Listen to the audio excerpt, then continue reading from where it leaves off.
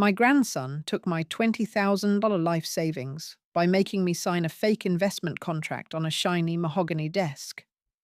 I have until 5 p.m. today to act on this. I put a USB with evidence into his briefcase at lunch.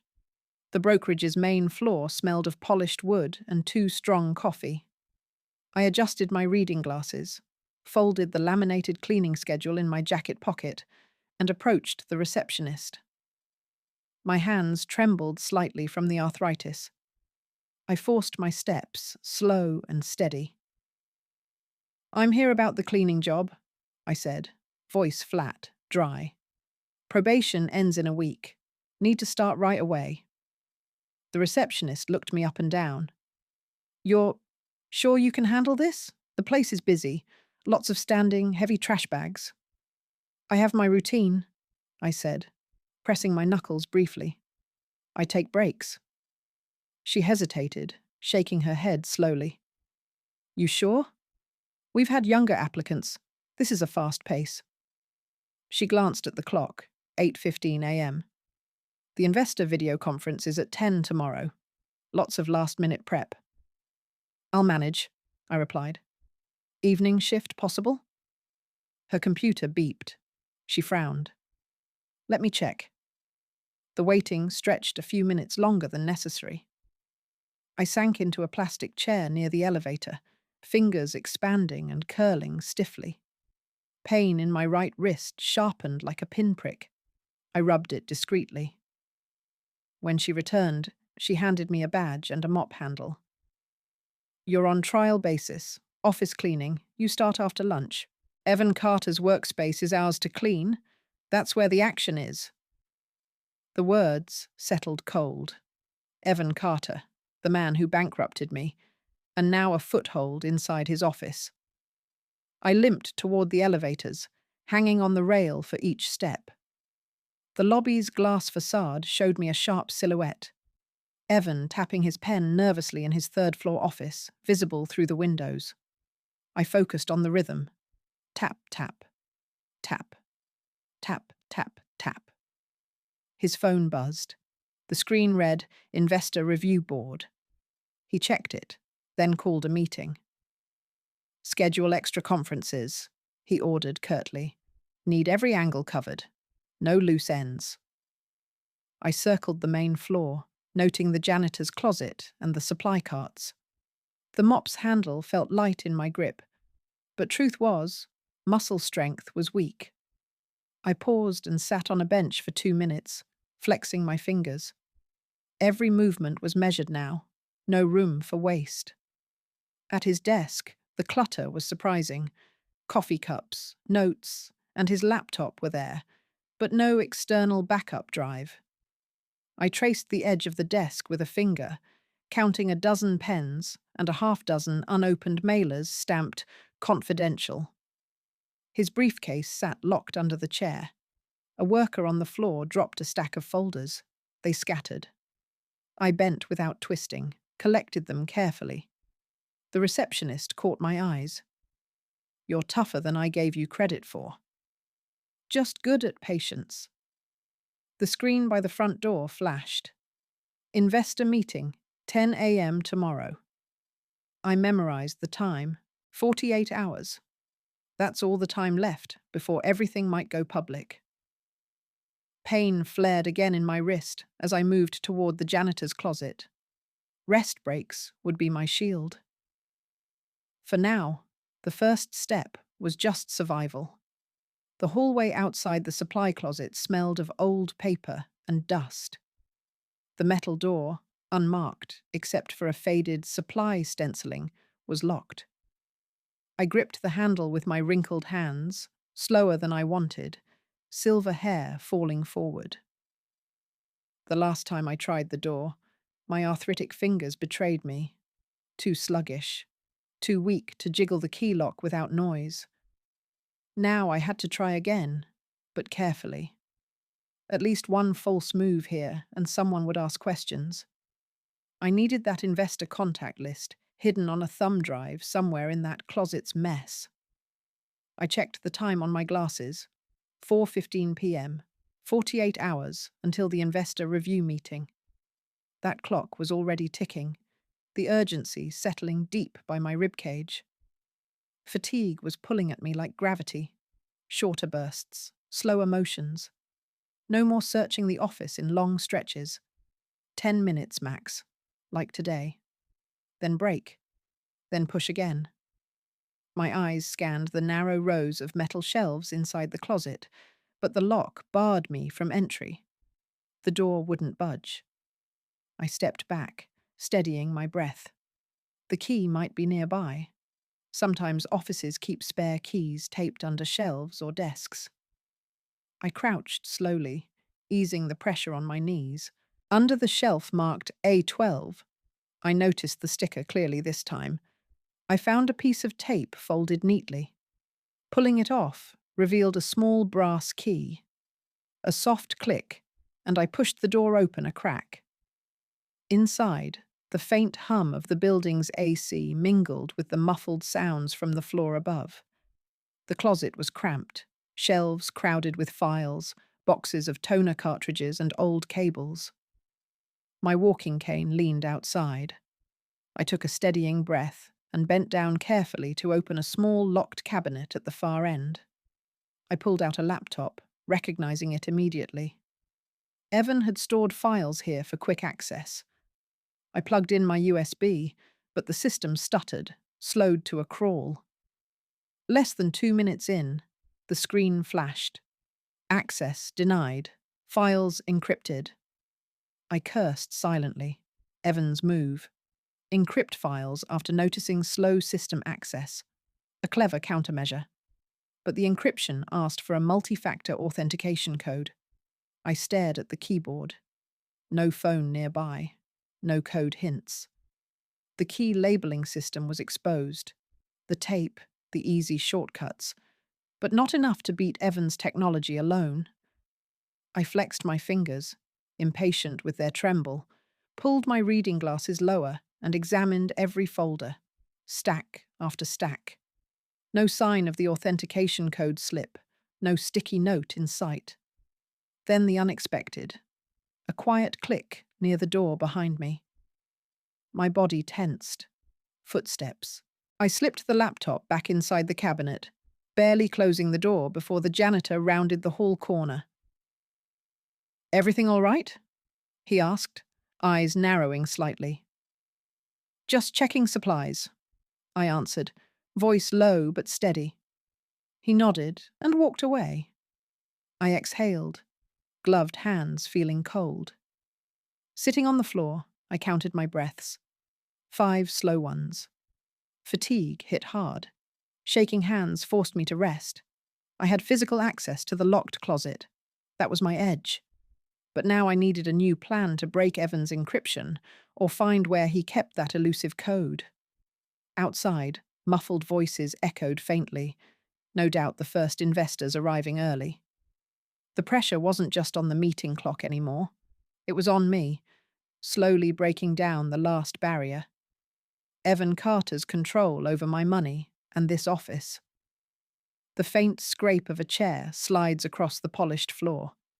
I sit behind the frosted glass wall of Evan's office, the cold edge of the window frame pressing into my side. The room smells faintly of cold brewed coffee and burned toast from a discarded wrapper near the trash.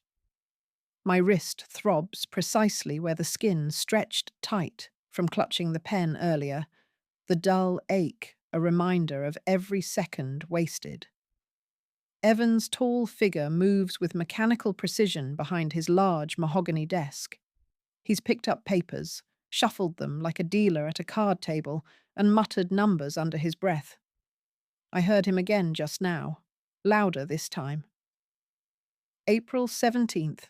April 17th. It's the 3rd time today I've caught him repeating that date aloud. I can almost feel the code materializing. Birth dates. My gut tightens. Daughter's birth date. That's the weak point in his fortress.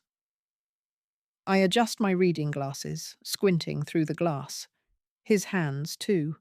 Precise, controlled. He taps keys on his laptop, eyes flicking up to the doorway more often than earlier. Somebody's watching that entrance closer now. Evan's guard is up, and so should mine be. His phone buzzes, quick glance, investor contact list. He ignores the call with a curt swipe. Then, to my surprise, he locks the screen and stands. A brief window. I scribble fast in my notebook, every line a scratchy testament to my limited grip strength. The sharp pulse of pain from my wrist spreads now to my forearm.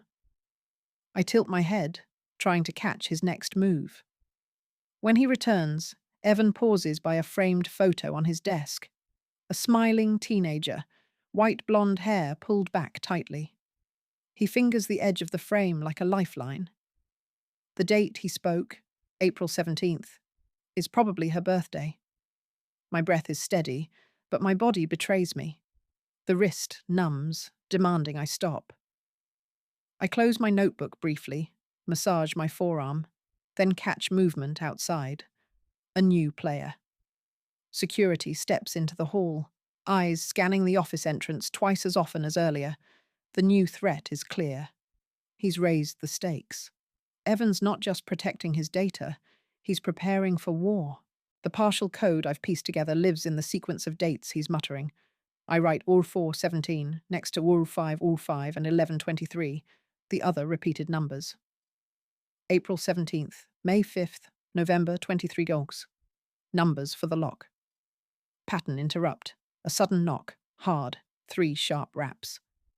The sound startles me. Too loud in this frozen bubble of observation. Evan doesn't flinch, but security's trajectory changes, stepping toward the door. My window closes a little tighter. I breathe past the pain and scan the screen showing his office network's live activity. There, a blinking cursor on a secure folder named Investor, Confidential, 424. One misstep could trigger an alert. I focus back on Evan. His gaze flicks to the clock. 09:28. The investor conference is 36 hours away, the review board meeting in 48. My time to undo him narrows like a vice. I close my notebook, slip it into my coat pocket. Wrist throb, worse than before. Each step back down the hallway feels heavier. But I have the code fragments and a new problem waiting. The kitchenette clock hovered on 8:23 a.m., the digital numbers glaring back at me under the harsh fluorescent light. I was halfway through dragging the bucket across the linoleum floor, the murky water sloshing inside, when a sudden, sharp pain shot through my left wrist. I stopped, grip loosening, the bucket threatening to tip. My wrinkled hands trembled, and I leaned hard on the cane beside the sink. Evan's laptop sat on the small table, his signature silver pen next to it. I needed to place the yellow "Caution, Wet Floor" sign discreetly near the corner of his desk to force a pause in his investor video conference later today. The sign was folded flat, tucked inside my purse like a loaded weapon. "I'm just making sure that sign is actually necessary," the cleaning supervisor called over her shoulder. Her voice was crisp, no hint of trust. I crouched lower, trying to seem busy wiping a spill near the opposite counter. I could feel her eyes scanning me. "Better safe," she added. "Double-checking safety first prevents lawsuits." I forced a nod without looking up, struggling to hold the bucket steady. The ache in my wrist was sharp enough to curl my fingers. I counted the seconds before the pain dimmed and pushed myself upright, the cane creaking under the weight. Right then, I spotted Evan at the entryway, eyes locking on something in his palm. He slid his laptop sideways, from the table's edge toward the back corner, away from reach, but still plugged in. The silver frame caught the kitchenette's overhead light as he moved it cautiously. I froze. The plan depended on the laptop's current position. He didn't notice the yellow sign wrapped in cellophane peeking from my purse. I risked a glance up as he turned back to the hallway, fingers tapping his phone to alert someone. The cords snaked over the floor, tangled and exposed. I realized my partial victory. The laptop was safe, but the power cables weren't. My breath hitched. I heard footsteps coming fast. Hard soles on tile. That steady thud of someone who knew their hours here well. The janitor? No. Heavier. Security. The cleaning supervisor moved closer, eyes sharp. Helen? Are you placing the sign? Yes, I whispered, lifting the sign carefully. My weight transferred unevenly. That nasty stab in my wrist flared again. I steadied myself on the counter, pressing a trembling finger against the skin. A hand came down suddenly, roughly grabbing my elbow and twisting me to the side. Don't block fire exits, the guard said. His grip was tight. I winced, but kept my face expressionless. Just safety, I said. He pulled me away from the table. My purse snagged on a chair leg, the plastic sign slipping out. It landed with a soft thud, yellow flashing beneath the table. Eyes went to the sign, then the cords sprawling like a trap that didn't yet spring. The guard's jaw tightened. I exhaled slow and loud, the air dry in my throat.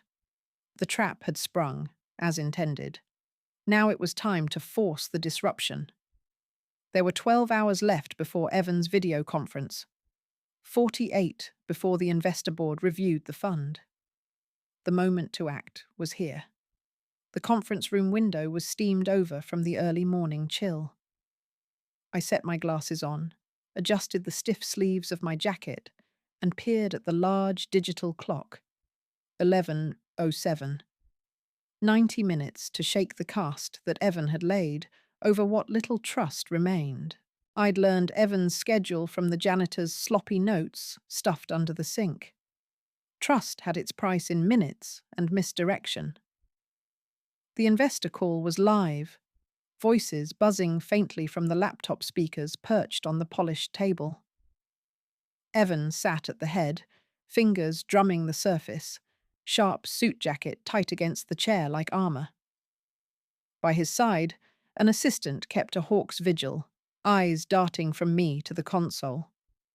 I was no longer the office cleaner today. My laminated schedule was a disguise for the true operation. The bucket I'd hidden beneath the table was cold against my hand, the handle slick with condensation. I waited for the network lull Evan had overlooked, an 18-minute blackout I'd tracked earlier, time-stamped 13:27 to 13:45, courtesy of his clumsy network logs. Just enough. Evan spoke, voice clipped, blaming the tech team the moment the screen froze. A calculated deflection. The backup laptop I placed beside him refused to connect, flashing error 503 repeatedly. I caught his eye briefly. Panic flickered in his expression. The ice pack was in my pocket, tied tight with a rubber band, soaked unevenly from the water dispenser. I'd slipped on the wet floor while maneuvering, twisting my wrist sharply. The pain throbbed, but no limp, no sign for the assistants, no mercy for a dame with a mission. Holding the bucket, I repeated my movement from the cleaning logs, a casual stroll toward the laptop screen, then a swift spill.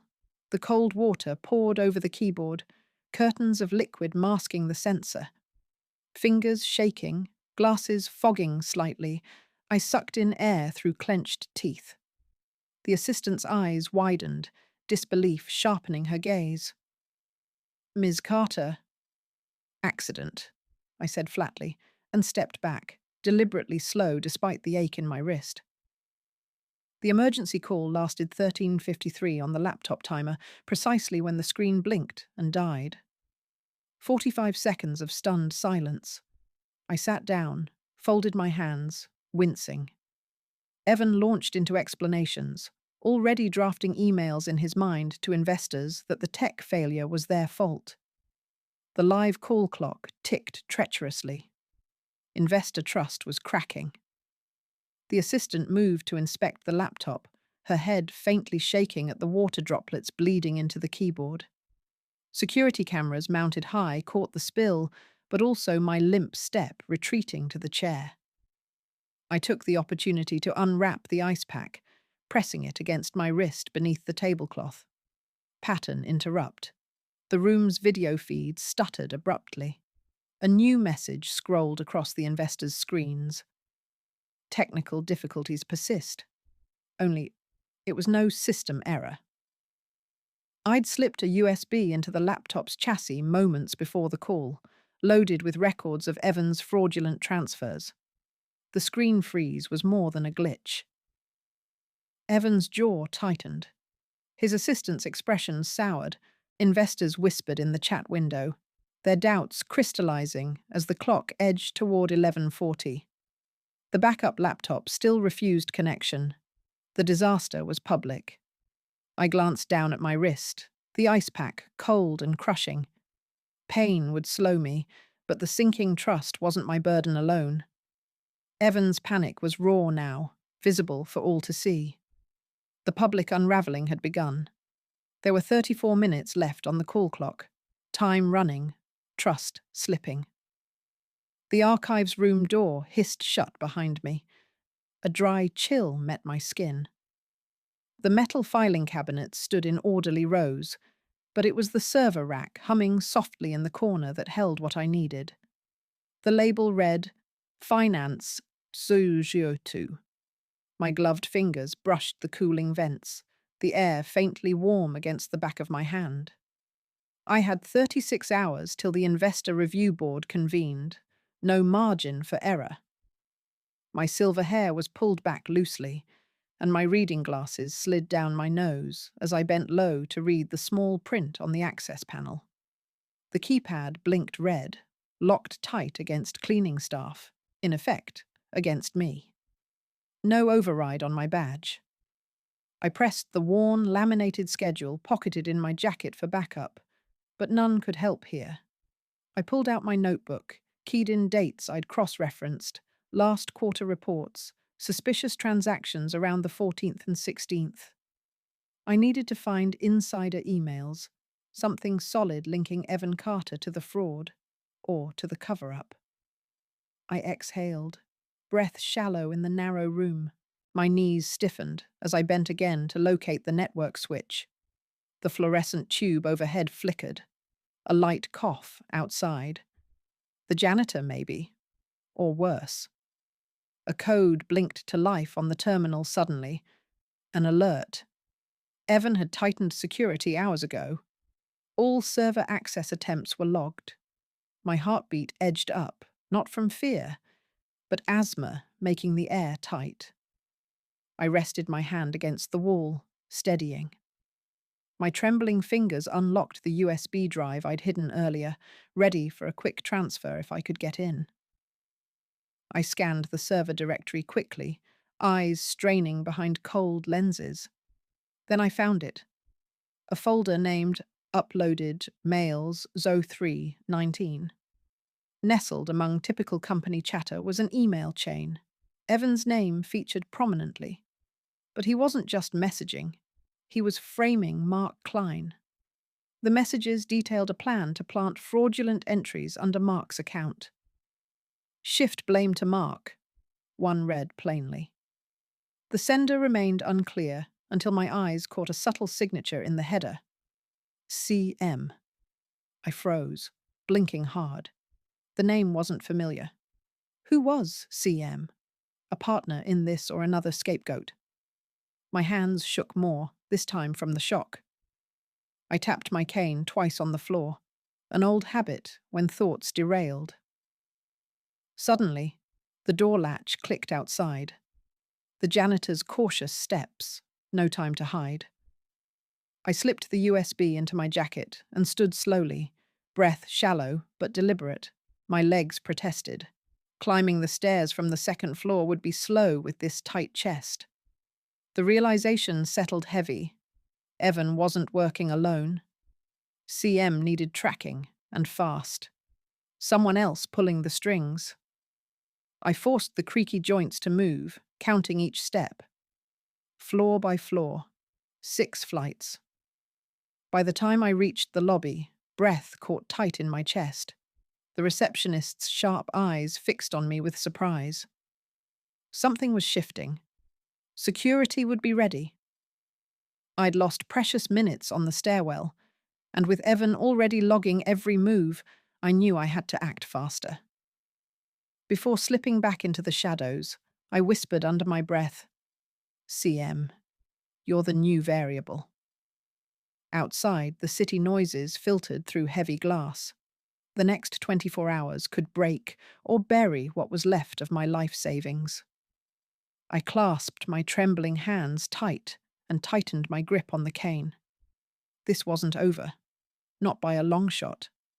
The library's fluorescent lights buzzed faintly overhead. I sat at Terminal 3, fingers slow on the keyboard, eyes aching behind reading glasses.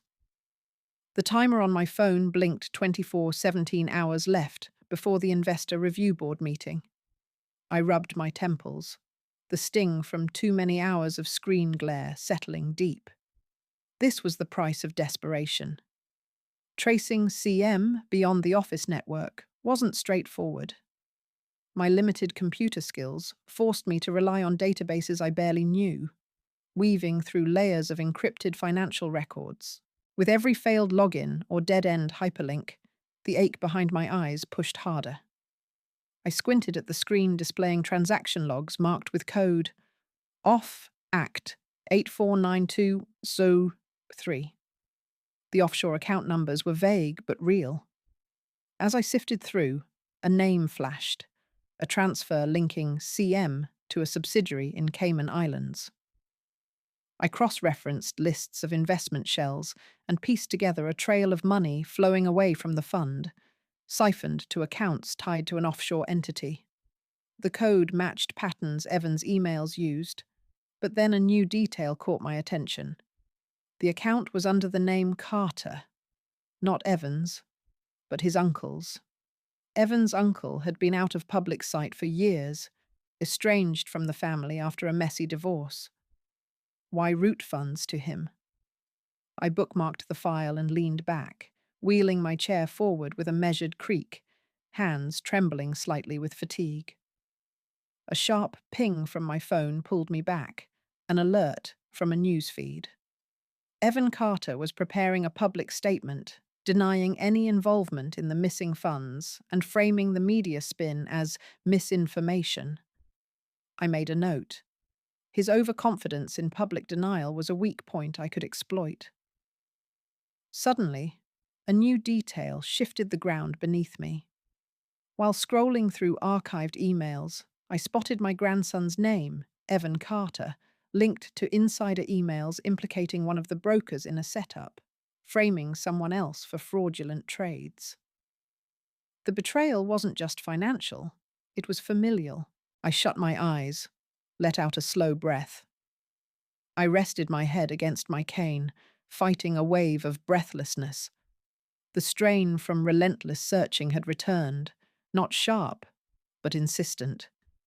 The prior day's exertion cost me more minutes and clarity. Another rest was unavoidable. Backing away from the screen, I noticed on another document a name. Mark Carter, Evan's uncle. This connection was a chink in Evan's armor. Family treachery was a thread I hadn't expected to find. It explained the offshore accounts flickering in the wire. I opened my notebook and jotted, Evan's uncle, offshores. Possible motive? Silk route for stolen funds? The bitter realization settled in. I wasn't just fighting a grandson who stole my savings. I was up against a fractured family, united in greed. The library clock ticked past 6 p.m. I forced my hands to steady, summoned enough strength to print the key documents. My fingers curled tightly around the paper, a tangible proof heavier than any screen glare. The micro twist. Evan's supposed clean public image was a lie wrapped in family betrayal. The offshore accounts weren't some ghost entity. They linked directly to his uncle. This was bigger than I thought. Tomorrow was the investor review board. I turned off the terminal, stood slowly, and limped toward the exit. The night wouldn't fix my eyes, but it would buy me time. Tomorrow, I'd need every shred of patience and grit. The clock counted down. The betrayal tightened its grip. The fight wasn't over. It had only just begun. The hallway outside the broker office smelled faintly of carpet cleaner, slightly damp.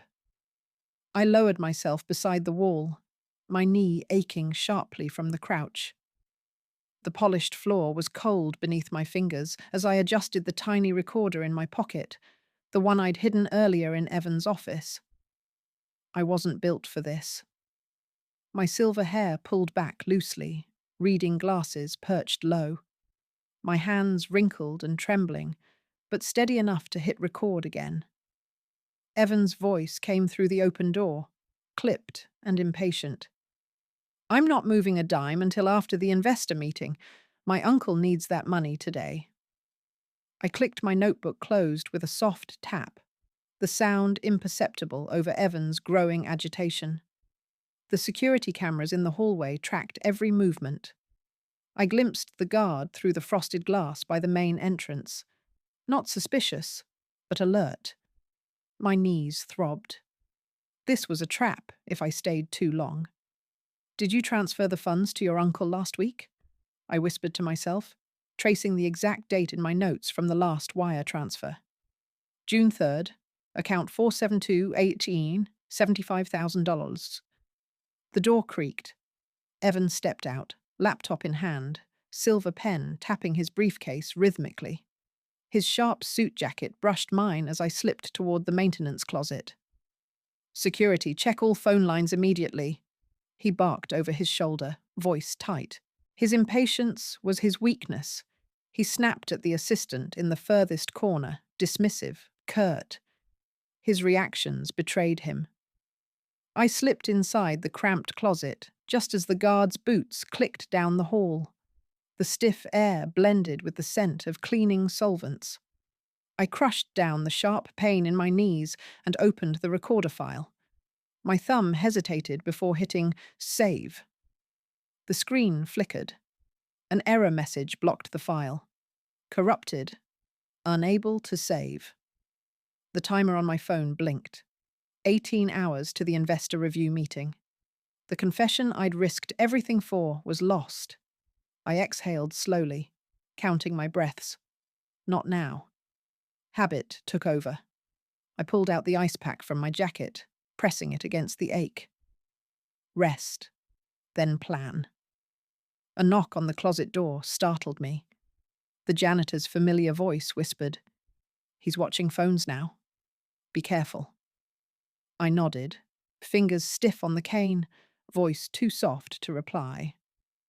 My stretching pains weren't just from crouching. The eye strain from yesterday's reading cost me precious hours in recovery, setting me back now. I waited. Evan's frustration echoed from the hallway. "Can't trust these old numbers," he muttered, the disdain clear when he referred to his elders. I touched the framed photo on the ledge. His daughter, white blonde hair, smiling. He underestimated how much I'd learned from watching him with her. I pocketed the ruined file, pressing deeper into the dim corner. No confession, no proof, no victory. But the game wasn't over. I'd find another way. I always did. The fluorescent lights in the IT department flickered once as I sat on the cold tile floor, my knees aching from the stiffness that had worsened since yesterday. I reached into my pocket, fingers trembling, and pulled out the laminated schedule. 12 hours until the investor review meeting. 12 hours to prove Evan Carter's guilt. "Excuse me," I said to the young technician watching his screen. "Can you help me retrieve something from the backup server? Some deleted video files, specifically from 2 weeks ago." He looked up sharply, eyebrows tight. "Cleaning staff don't usually ask about backups. You're in the wrong place." I held his gaze steadily behind my reading glasses, voice even. "These files are related to a security sweep. Can you check the recycle bin archives? The files were deleted recently. The words came slow, measured. I hated having to bluff, but lacked options. His suspicion gave me a tick of discomfort, but no refusal. Fine, I'll look. What's the file name? Carter.call 0427 MP4, I said, careful with the pronunciation. And any associated digital logs? He typed, eyes narrowing. This isn't under your clearance. Why the interest? Personal reasons, I said flatly, ignoring the slight grimace in my right knee. The cold floor had made it worse. After 20 minutes, the screen pulled up a list. A single file, overwritten, but the backup intact. At least, the system showed a previous save. I asked the technician for a transfer to my USB, which raised eyebrows again. The safety protocols flagged the export. I had no choice but to stand, using the cane to steady myself as stiffness demanded a break. I limped to an empty corner and settled enough to loosen the jacket, checking the file on the small player. The video flickered, showing a man with a low, clipped voice. Not Evan directly, but someone he addressed as Uncle M. I can't move the accounts again without you knowing, the voice said through the grainy feed. The fund will collapse if anyone suspects assets are shifting. Another figure, identified as code CM, responded with quiet authority. The timestamp said April 27th, noon. But something didn't sit right. When replayed, the file's metadata time conflicted with the company server logs. The clock behind the men showed 3:15 p.m., not noon. I closed the player, heart steady but mind racing. Evan had altered it. That meant a second layer of deceit, an extra cover-up. Back at my desk, the receptionist caught my eye, her expression thinly veiled suspicion. She wasn't buying my cleaning story anymore. Beyond that, I knew Evan was already moving assets into liquid accounts. My window was shrinking. I ran a quick check on asset management controls. Evan's level of control was near absolute. If the funds moved again, the proof would be erased permanently.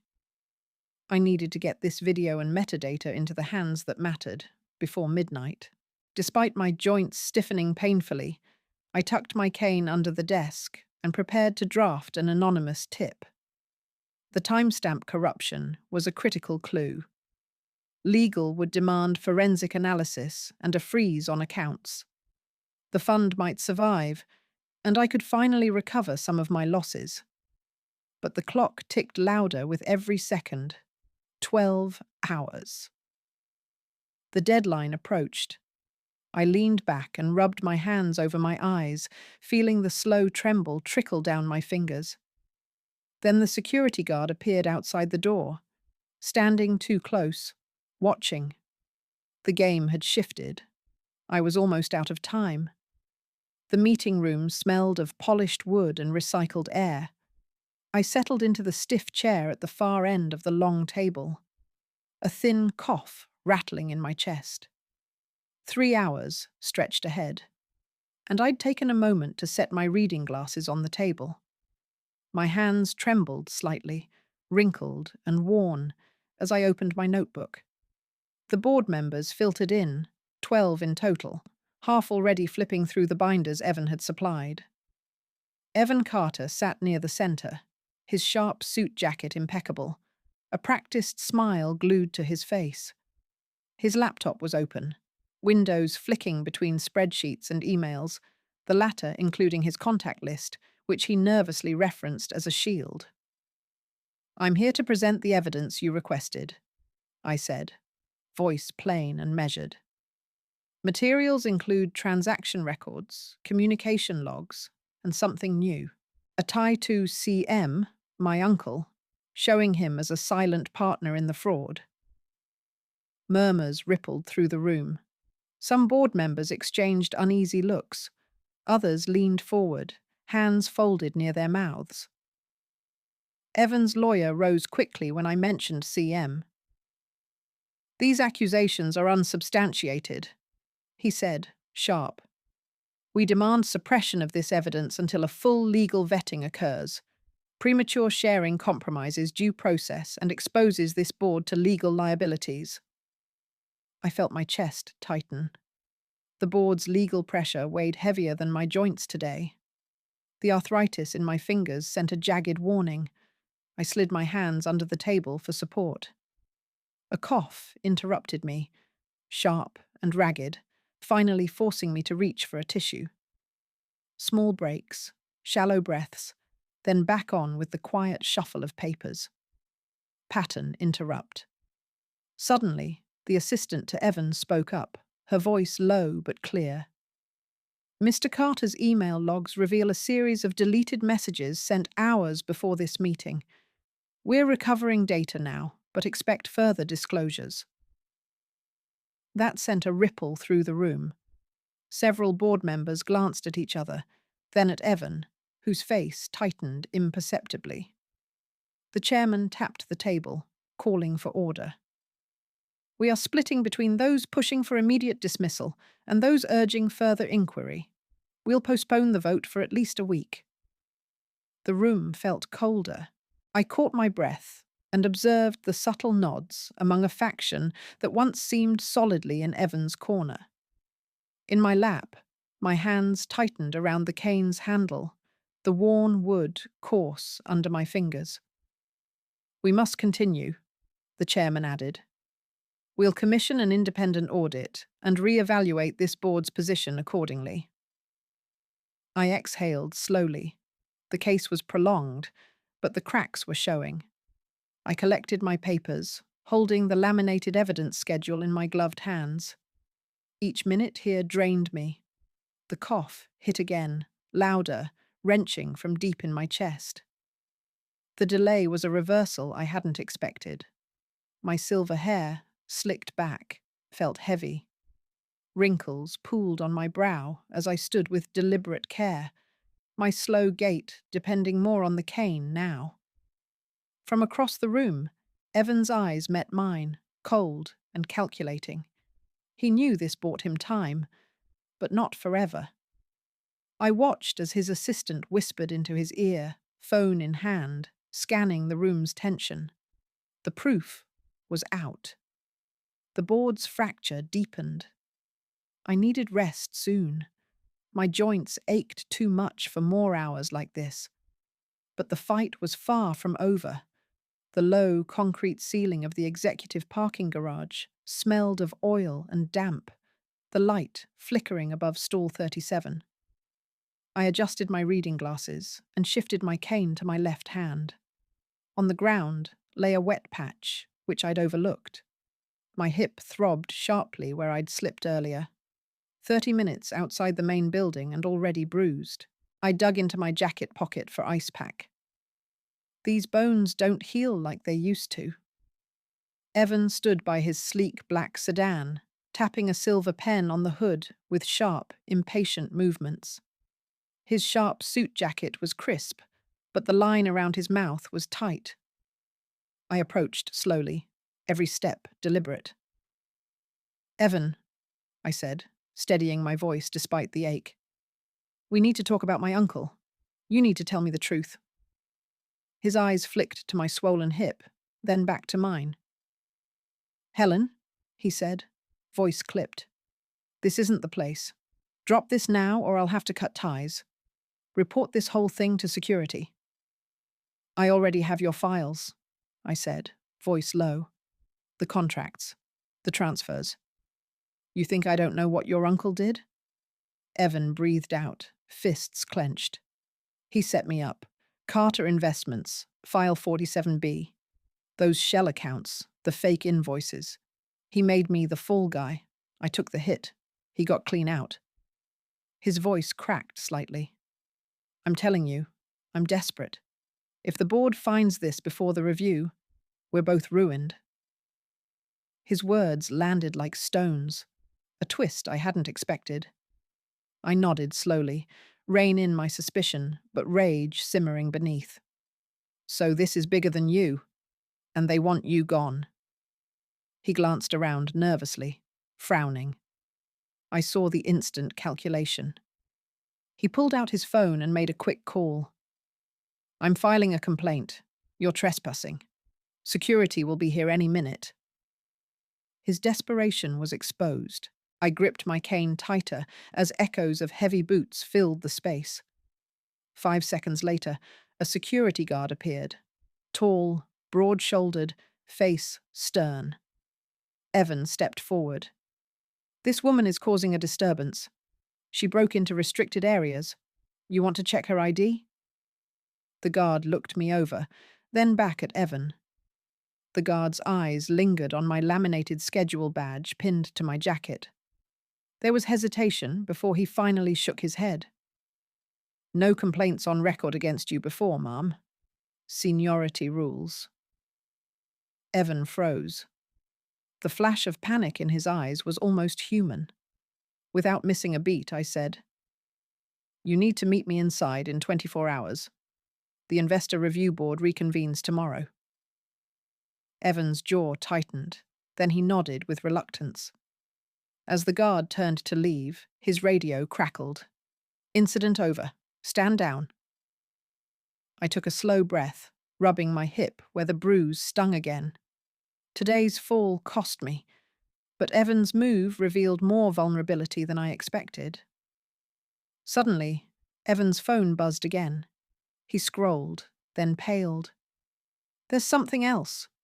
Another player just stepped in. Someone named CM. They've started sending threats to the board." I tightened my grip on the cane. The game had shifted.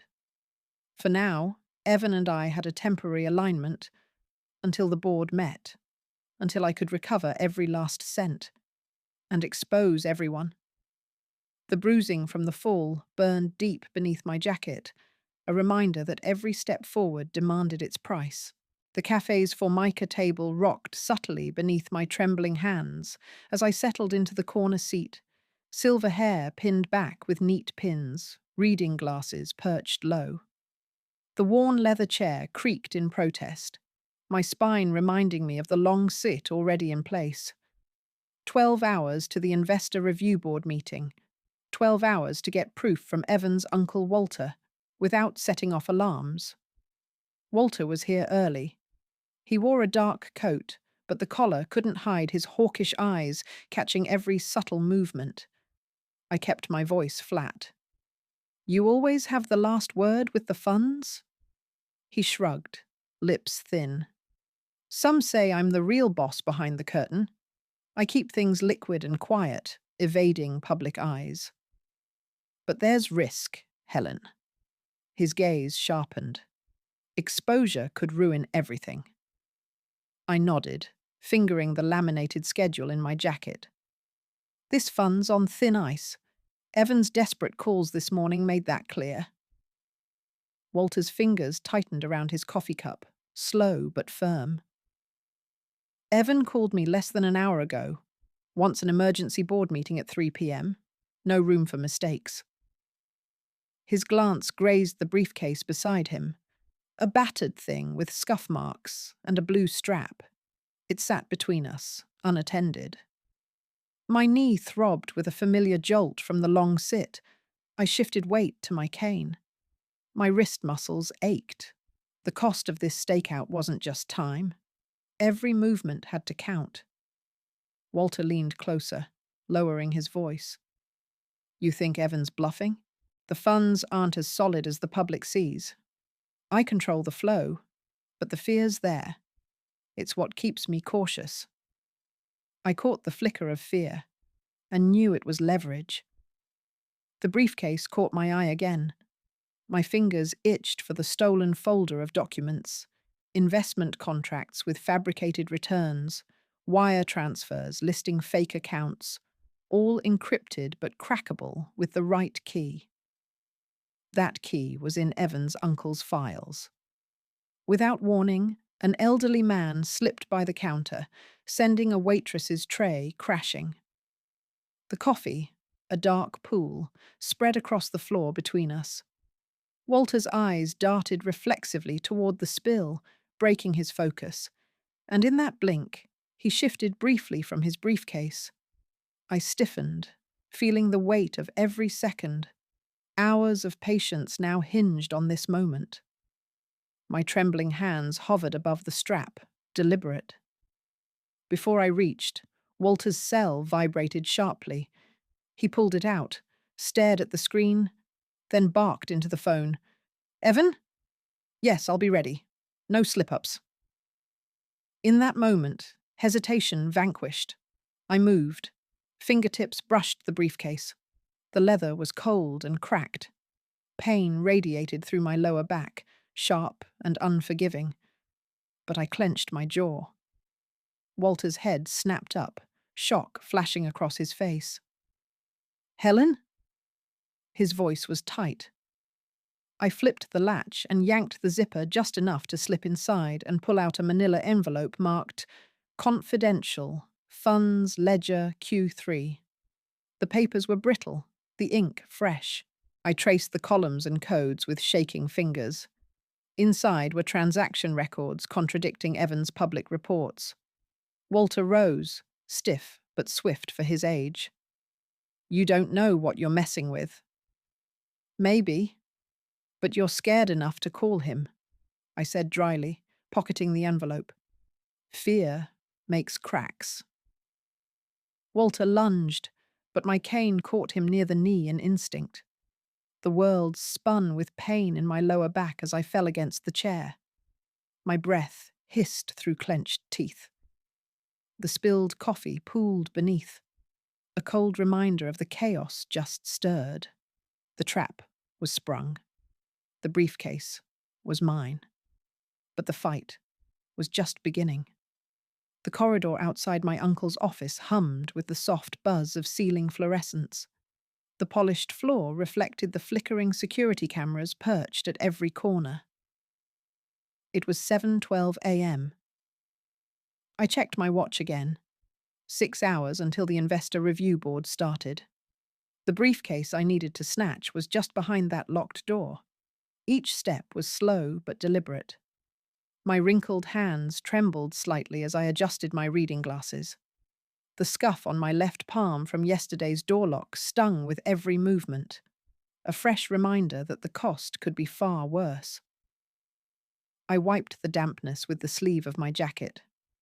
2 guards paced back and forth along the hallway outside the supply closet. I ducked into the shadowed recess beside a pillar, heart steady, breath measured. A janitor passed, keys jangling softly. I held still until his footsteps faded. The door clicked lightly as I slipped the stolen passcard from Evan's assistant's desk, the pang in my fingers sharp as I pried it loose. Counting seconds, I fit the card into the lock. The door's internal mechanism groaned and released. Inside, the office smelled of faint cologne and old paper. The briefcase rested on the mahogany desk, just beyond reach. I pulled a cloth glove from my pocket, flexed my arthritic fingers, and lifted it carefully. The weight reminded me of the folder I had slipped inside during lunch. Proof silently waiting to be unearthed. Suddenly, a soft metallic sound interrupted me. A security camera lens pivoted toward the door. I froze. My breath slowed to match the deliberate rhythm of my slow gait. Seconds passed. The guard's footsteps echoed again. His figure loomed outside. I shut the door quickly, jiggling the lock to snap it tight. The sharp scrape of skin against metal stung. I looked down. Blood darkened the fabric of my glove. The injury would slow me. I stuffed a clean cloth into my pocket, pressed the injury with my fingers, then adjusted my cane beneath my arm for support. The briefcase sat heavy in my hands. Inside, the bank transfer ledgers lay exposed. Numbers, dates, transaction codes. Wire logs tied to numbered accounts, all pointing to the fund's collapse. But one entry was out of place. Evan Carter's signature, clearly forged, marked every page. Someone had used him as a scapegoat. The next twist struck hard. Through the receiver, I caught a news alert. My uncle had filed a police report claiming the briefcase had been stolen from the office. The story would spread. Public attention inevitably followed. I slid open the lid at the base of the briefcase. The USB sat there, with the backup file, the real evidence, saved under Project CM. It was time. The phone vibrated in my pocket. Evan's assistant's face appeared, sharp and fast. "We lost the briefcase. It's missing. Security's been notified." I tapped the screen once. "You're next. The ledger changes everything." I closed the briefcase, swallowed the sting in my palm, and limped out. The lobby clock ticked past 7:15. In 6 hours, the review board would convene. They'd see what I'd found. I paused, feeling the ache in my joints and the weight of years behind the scheme. The entire pyramid had been constructed. For one purpose: to bury Evan. But for whom? A hidden partner pulled the strings from the shadows. My path was clear now. Expose them, or lose everything. I held onto the handrail, my legs weak and trembling from hours of pacing the long corridor outside the conference hall. The polished floor gleamed too bright under the harsh overhead lights. 2 hours left. My breath came in shallow gasps. I unbuttoned my jacket, slid the laminated schedule from my pocket, and blinked through my reading glasses at the cramped print. Final presentation at 3 p.m., boardroom 4A. Inside, the investor review board was already filling. Faces I'd seen before, rigid and expectant. The tension was thick enough to choke on.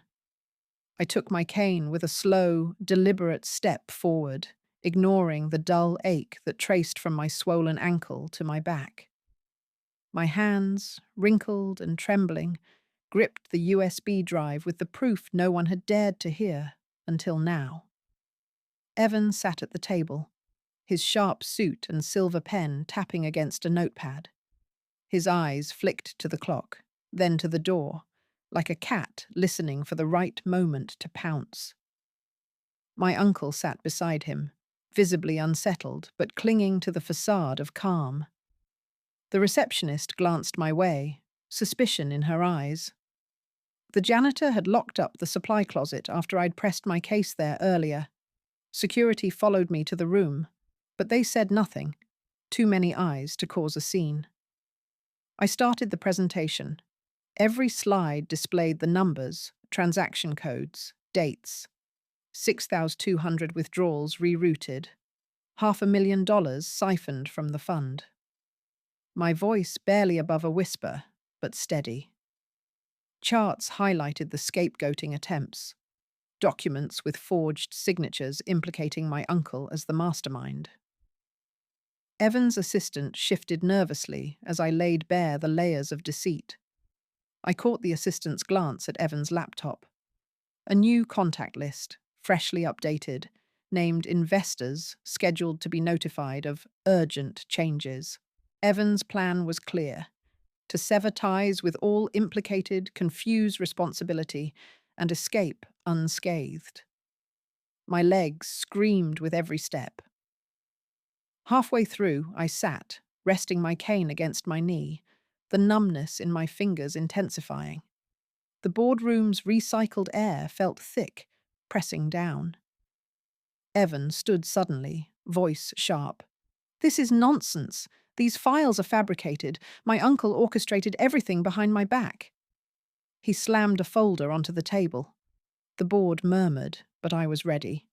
A pattern interrupt happened just then. The assistant's laptop screen flickered unexpectedly, exposing an email thread.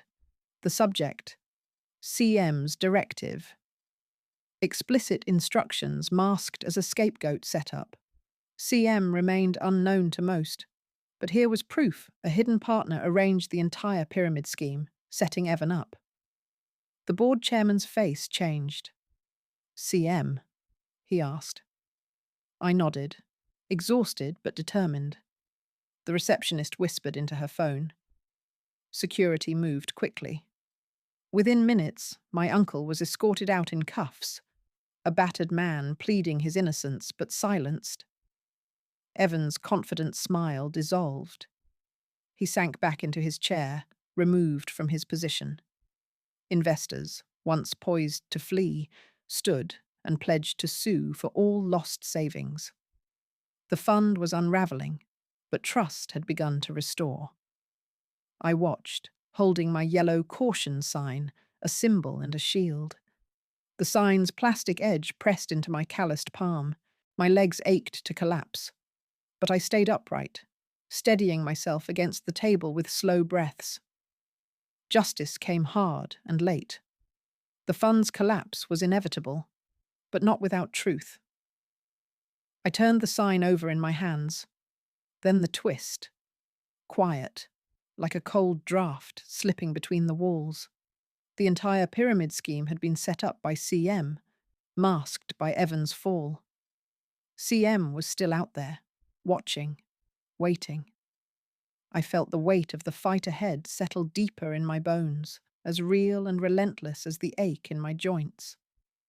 In that steady pause, I knew one thing.